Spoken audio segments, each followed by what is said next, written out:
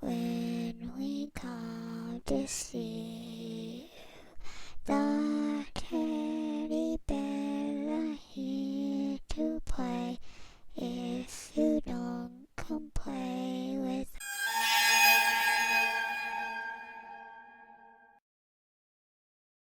Welcome to Frightened Female. This is Crystal. Today's viewer story was submitted by Kelly. You know how I'm always telling you guys to make sure you lock your door? Well, this one proves you can never be too cautious. So with that, let's begin. I am a 26-year-old female. I lived roughly 1.5 hours from my folks' house in Maine, and I made the trip as often as I could with my sister to visit them. Her and I worked together at a nail salon in another town, and we loved our jobs very much. She left the family home first, and then later told me about an opening that they had had at the boutique. So I left the nest as well and filled the position where she was at. Great money, good people, couldn't ask for more. We rented a reasonable apartment together, and it worked out perfectly. So, this particular story occurred in spring of 2012. My parents were leaving for a week to visit my grandmother in New Hampshire. Now, she was suffering from Parkinson's disease and was being kept in a home there. Her time, and we all knew, was limited, and my parents figured that since they had some available vacation time from both of their jobs, that they'd go and visit her. Maybe for the last time, unfortunately. They asked me if my sister and I could house sit and watch our family cat Moonshine while they would be gone. I said absolutely, even though I knew the drive would be exhausting every day because I still had to work on top of all that.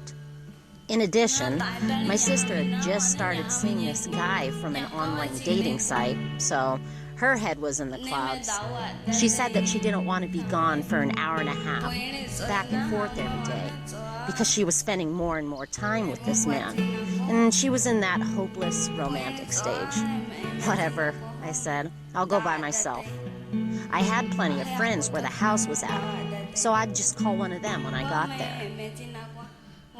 My parents left on a Friday afternoon, and thankfully, I didn't have to work the next day, so I decided to pack an overnight bag. Might as well, seeing as how I didn't want to drive an hour and a half back home in the dark just to end up returning the next day.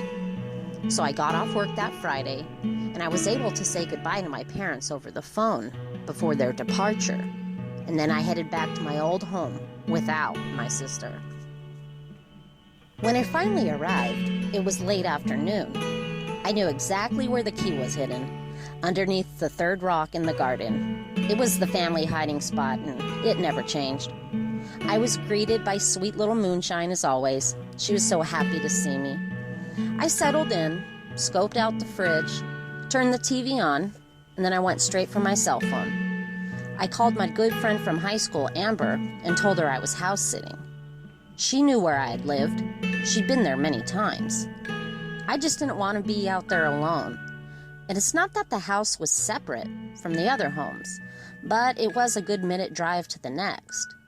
So Amber had agreed to stay over with me just as soon as her shift was over at 8 p.m. that night. She did bookkeeping work for a local car dealership. I said thank you and looked forward to seeing my good friend. It was now 5 minutes to 8, and I figured since it would take her roughly 10 minutes to go home and grab clothes, and then another 15 minutes to drive out to me, I had plenty of time to take a well-needed shower. And I did just that, and I probably spent way too much time under the hot water, but it was nice being back at home and relaxing a bit. I put my t-shirt and sweats on, and I slowly paced around the house. It was now 30 minutes past 8. I decided to go upstairs and go out on the upper balcony of my parents' room that faced out toward the main road. Just to see if there were any headlights approaching. I went outside on the deck and I stared into the darkness. I had the porch light on, but I saw no oncoming lights. So I decided I should probably text Amber. I went back inside to get my phone, and that is when I made the biggest mistake. I didn't lock the door behind me because I thought I'd be going out there again, and so why bother? I soon forgot all about the unlocked door when she texted me back and said that she picked up some Kentucky Fried Chicken on her way. I said, cool, can't wait to see ya. So I went into the living room, waiting to hear her car pull up. I was staring at my cat on the couch, Moonshine, that suddenly started looking at me all crazy and wild, with her hair raised at the neck and down her back. You okay, girl? I said, petting her softly. She looked really spooked, and it didn't help that she was spooking me out, too. So a few minutes pass, and finally I see the reflection of Amber's headlights approach the front of the house. Thank God, I said. I didn't even wait for her to knock. I walked right to the front door and opened it. Hey, you, she said. Who else is here? I looked at her puzzled. No one. That's why I called you over. Then she looked at me and said, no. Who was the man on the balcony when I just pulled up? Is that his truck parked on the side of the house there? I went into instant panic mode. I ran outside and faced up toward the balcony, and the door that was leading inside was hanging wide open. Oh shit, I said. I can't even begin to describe the level of fear I went into. I grabbed my friend by the arm and we hauled ass back to her car. She'd even dropped the food. We were running so fast. Go! Go! I shouted.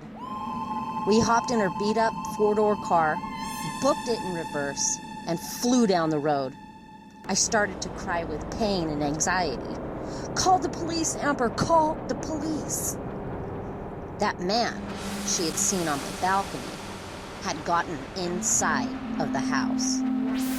We got far enough away from the home where we were okay, but could still view everything from a distance.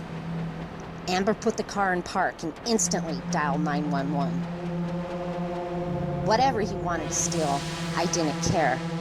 My life, and my parents would understand, were far more important than any material possessions. It took the police about 5 minutes to arrive, and when they pulled up alongside, I pointed to my home, and they told us to wait there. A second police car followed the cop. We watched them enter from a distance, go inside the house with their guns raised, and minutes went by. All of a sudden, a skinny, blurpy young male with a black sweatshirt and scraggly hair was led out front in handcuffs. They allowed me to lock up the home, and thankfully the cat was okay. Amber and I were then escorted to the police station to give our story of what had happened. What the detectives told me had me at a loss for words and purely stunned. This disgusting man had a blue duffel bag with him, and inside that duffel bag was a bundle of rope, duct tape, scissors, a knife, a roll of saran wrap, and a Polaroid camera. Even scarier was the identity of this man. My father worked as the top manager at a fish distribution company, and he had for many years. This burglar was an employee of my dad's and knew that he would be out of town.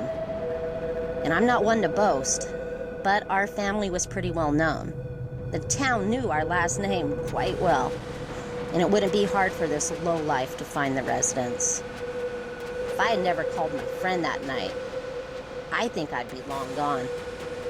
Our cat wasn't harmed, but could you imagine if I had just gone to sleep instead of calling my friend? Thank you, frightened female. Always lock your door. It couldn't be any more true. Wow, Kelly, what a freaky story. Thank goodness your friend arrived in time.